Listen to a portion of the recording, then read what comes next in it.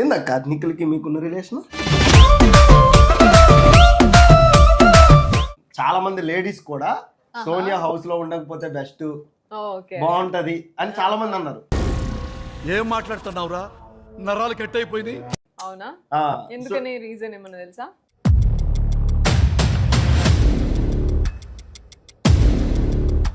ఒకవైపు ఒకలా, ఇంకో వైపు ఇంకోలా, పెద్దోడు చిన్నోని పెట్టుకుని డబుల్ గేమ్ ఆడుతుంది సోనియా. అంతకు మించి ఒక్క మాట ఎక్కువ మాట్లాడితే నీ నాలుక చీరేస్తాను.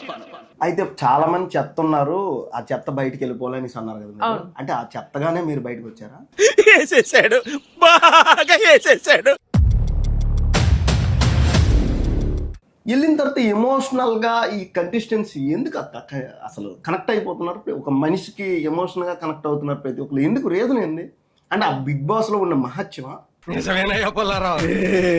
లేకపోతే కంటెస్టెంట్లు కావాలని బిగ్ బాస్ వాడు క్రియేట్ చేస్తున్న కంటెంటా? ఏంటి మమ్మీ ఎవడీడు?